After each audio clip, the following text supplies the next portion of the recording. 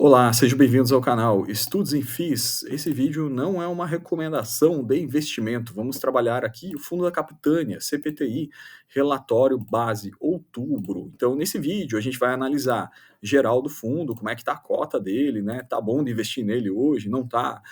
Como é que está o mercado dos FIINFRAs aqui? E o que o fundo tem trabalhado, né, para requisito de rentabilizar o cotista. A carteira dele, vamos ver o que mudou na última, qual foi o giro da Capitânia. Capitânia trabalha muito esse aspecto muito forte, né? Giro, compressão de spread. Então, esse ponto é bacana. E aqui vamos mergulhar na DRE do fundo para ver a rentabilidade dele, o que está originando a rentabilização dele e o ganho médio que o fundo tem nos pago nesse último período aí. Vou fechar a tela aqui, vamos direto ao ponto, começando sempre pelo geral. Então, como eu falei para vocês, hoje o fundo já está no VP, na oportunidade aqui que a gente tem. Às vezes até depende do momento do dia que a gente analisa ele, negociando até um pouquinho abaixo do VP. No relatório de outubro, ele ainda estava um pouquinho acima do VP, com um leve ágio, né? Relembrando que esse fundo é um patrimonial grande, 730 milhões, negocia bem, não tem problemas de liquidez, né? Então, e a taxa de administração, 1% de administração, não tem performance. Então, os requisitos desse fundo aqui. Uma geral no fundo, é um fundo grande, de grande porte, 47 ativos, carteira, IPCA mais 8,9, duration, 4,7 anos. Com relação aos pares de mercado, fatores bem atrativos, tá? Pagou R$ 1, no equivalente ao dividend yield de 12%, legal? E nos últimos 12 meses está dentro dessa média também, 12,5% de dividend yield. Bom, como é que foi a geração de resultado? Resultado caixa gerou 0,62, resultado contábil 0,94. Vamos ver qual a diferença de um para o outro quando a gente for analisar rentabilidade do fundo. Bom, parte interessante aqui é essa composição. O que foi esse resultado aqui? 48% foi juros, né? Atualização monetária, IPCA, foi 4%, né? E aqui a parte de ganho de capital, 48%. Então, ele trabalha muito parte de compressão de spread, vendas, e consegue melhorar bem o resultado do fundo. Demais itens, já vimos todos aqui. Então, vamos direto à carta ao gestor. Qual é o ponto central da carta ao gestor? Principalmente, a rentabilidade do fundo desde o início, com o Gross Up, está em 36%. Ganha do IMAB, ganha do CDI, ganha de todo mundo, né? Então, esse é um ponto dos FIINFRAs, especialmente desse fundo, né? Tem conseguido performar muito bem. Aqui ele fala do impacto negativo da abertura da curva de juros, se isso afetou todos os FIINFRAs, né, por marcação a mercado, que é um fator exógeno, né, um fator similar ao que a gente tem em tesouro direto na renda fixa, né, pois as debêntures são reavaliadas e precificadas diariamente. Então você tem todas as debêntures do fundo sendo marcadas a mercado diariamente, né, então isso afeta tanto quanto o tesouro direto, afeta esse fundo de infra, que tem uma característica bem forte de renda fixa, por estar comprado totalmente em debêntures atreladas a IPCA, sem nenhum mecanismo de hedge. Então, ele sofre os impactos de marcação a mercado. Então, aqui ele fala basicamente o que a gente já viu aqui, dos giros, dos ganhos que ele fez, né? Fez ganho com compressão de spread, né? Conseguiu rentabilizar isso aí. E um ponto que eu marquei de amarelo para a gente analisar o que é o mercado de FIINFRAs, né? Então, para vocês terem ideia da dimensão desse mercado de debêntures, veja que interessante o que aconteceu nesse último mês, né? Na verdade, o mercado primário de debêntures, no último mês, emitiu 28 bilhões de debêntures, né? Negociáveis em mercado. E veja, no secundário, o que aconteceu aqui? O secundário movimentou 52 bilhões de debêntures, das quais 15 bilhões foram debêntures incentivadas, marcando aí, registrando a maior liquidez do ano. Então, isso é muito bom, né? Movimentação muito forte no mercado de crédito, ok? Isso é muito bacana, muito interessante. Se você compara, na verdade, debêntures com o mercado de CRI, você vai perceber que são ativos muito mais líquidos, tem muito mais procura. Então, somente as debêntures incentivadas que negociaram aqui no último mês, em outubro, 15 bilhões, né? Isso aí corresponderia fácil a boa parte dos maiores fundos de CRI da Bolsa. Você pega o CNIP, o KNCR, enfim, HGCR, você põe todos esses fundos numa cesta para você conseguir atingir 15 bilhões aqui. Então, o nível de negociação realmente é bastante elevado quando a gente trata desse aspecto de debêntures aqui. Bom, a gente vai falar sobre carteira, mas antes da carteira, né, movimentações da carteira, eu vou direto aqui para esse ponto aqui, ó, rentabilidade, porque eu quero analisar algumas coisas com vocês que chamaram atenção. Então, quando a gente vem para rentabilidade, Logicamente, esse fundo, como a gente já viu, desde o início vem batendo todo mundo, ele ganha de todos os comparativos. É um fundo com start em 2021, né. Aqui a gente vê a rentabilidade um pouquinho mais no detalhe, né, a gente percebe, logicamente, a rentabilização acompanhando a curva das NTNBs, então naquela alta que a gente teve, dos títulos das NTNBs, que foi juro baixo, então aqui entra sempre aquela gangorra, né, pessoal. Voltando aqui, vale a pena a gente sempre frisar isso em todos os vídeos. Então, sempre é aquela gangorra que a gente tem, né? Gangorra do valor do título versus a NTNB, né? Ou seja, o juro real. Se o juro real subiu, ela faz inclinado aqui para cima, o juro real está alto, o valor do título está baixo, né? Então a gente tem esse mecanismo de gangorra funcionando aqui. Como que a gente vê isso no fundo? Nesse gráfico aqui. Então a gente tem nos meses de junho, julho e agosto e setembro, a gente teve basicamente, até agosto, desculpa, setembro não. A gente teve o quê? Teve as NTNB subindo, ou seja, o valor do título baixando, marcação a mercado jogando a favor, positiva. O que o fundo faz? Gera resultado, faz ganho de capital nesse período aqui, entrega ao cotista. Por isso ele entregou 13, 17, 14. Já agora, com as NTNBs, marcação a mercado jogando contra, ele volta para a distribuição normal dele, aqui 12% de dividend yield. Ainda assim, né, pessoal, dividend yield excelente, né?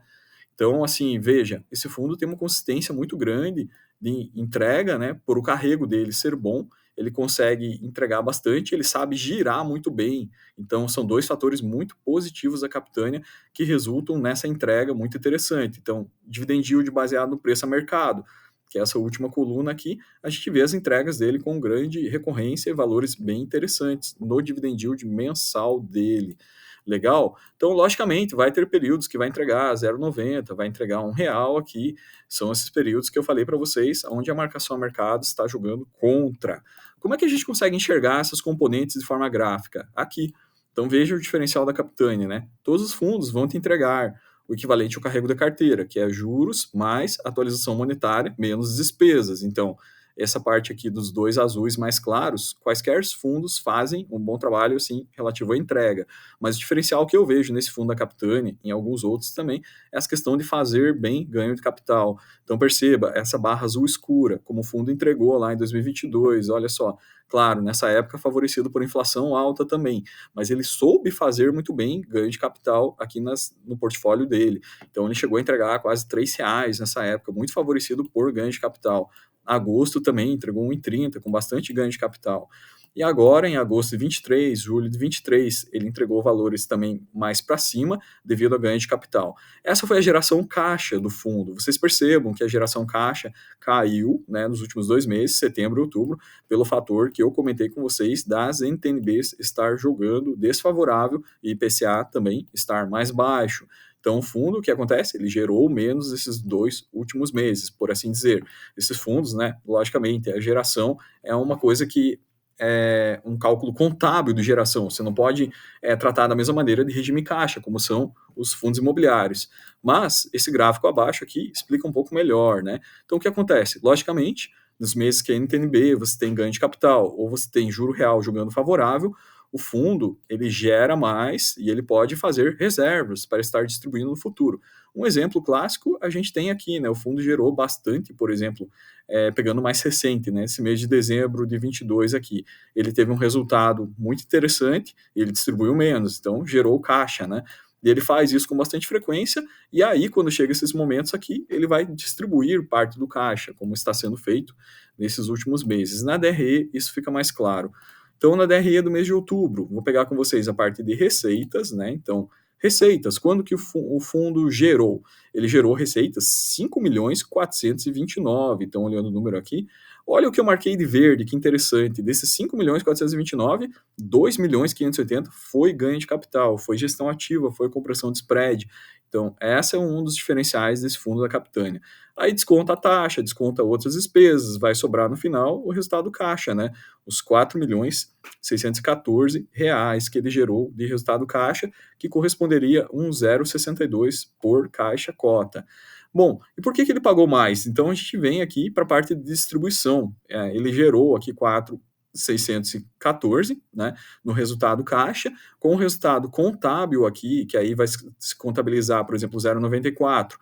ele vai fazer o uso de reservas, né? Então, com essa reserva, ele distribuiu 4.557, perfazendo R$ 1 de distribuição ou 12% de yield mensal, né? Analisado aqui. Então, nesse caso aqui, o que vocês percebem aqui, no final de tudo? O resultado caixa acumulado, né? Por isso que eu marquei de amarelo, ele está para negativo, né? Isso quer dizer o quê? Que o fundo vem com frequência distribuindo mais do que está gerando. Avalie os últimos 3 meses aqui, basicamente. Os últimos 3 meses ele fez isso, ele distribuiu mais do que gerou caixa, né? Mas ele tinha reservas, como a gente bem viu aqui, né? Então acaba distribuindo as reservas. Mas, mesmo assim, o fundo está trabalhando um pouco, né, assim, negativo, né? Com caixa negativo aqui. Logicamente, como esses fundos não trabalham com regime caixa e sim como regime competência, isso não é nenhum motivo de preocupação. Ao final de tudo, no longo prazo, o fundo vai acabar entregando, né, o seu carrego, seu IPCA mais spread, beleza? E mais os ganhos que ele conseguiu no período aqui. Então, isso não seria motivo de preocupação, pois esses fundos adotam, sim, regime competência. Desde o início do fundo, ele gerou, então, aqui 117 milhões, e ele no caixa dele um correspondente a 106 retiradas as despesas. E ele distribuiu 112, então ele está um pouquinho atrás aqui das distribuições, né? O caixa dele está um pouquinho atrás das distribuições. Não vejo também problema relativo a isso, por isso tudo que a gente viu aqui. Esses fundos trabalham, na verdade, em regime competência e, no final de tudo, ele consegue se equilibrar, não tem regra específica para ele não distribuir, não tem motivo também para não distribuir. Relativo à carteira, então, setembro para outubro, né? A carteira dele, perceba, não tem nem o que falar, né? Extremamente diversificada. Olha, não tem uma debênture aqui acima de 5%, né? Então, questão de segmentos e rating, muito bem distribuída. Ele é mais, logicamente, predominante na parte de energia, geração, telecom, aqui 12%, e rodovias 26%. Demais áreas, bastante diversificado no mês de setembro. Outubro, com as movimentações que ele fez, a gente vai perceber que ele ficou com esse perfil aqui. Basicamente, diminuiu, aumentou um pouquinho o telecom aqui e redistribuiu nas demais áreas. Aqui as movimentações do mês, para a gente entender bem certinho o que ele fez de giro de carteira. Então, ele comprou iluminação pública, ele comprou 2 milhões, rodovias, comprou 22, saneamento básico, 14, transmissão, 1,5.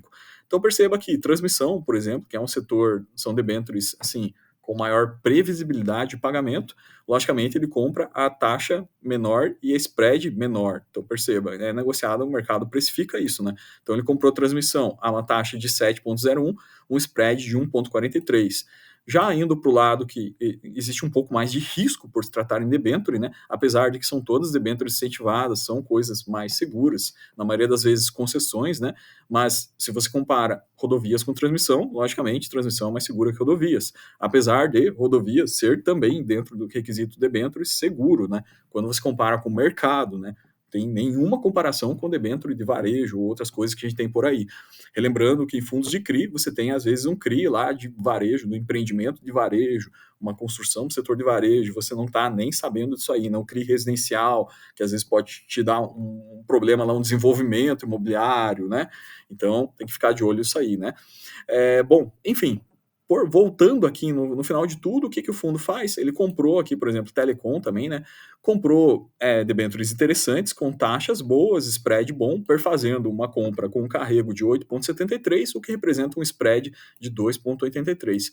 Por outro lado, ele acabou se desfazendo de algumas papéis que ele tinha aqui, né? E nesses negociação dos papéis, ele conseguiu fazer o ganho de capital que a gente apresentou naquela barrinha azul escura, tá? Então, esse é o trabalho de trading que a Capitânia faz muito bem, consegue rentabilizar de forma interessante para o cotista.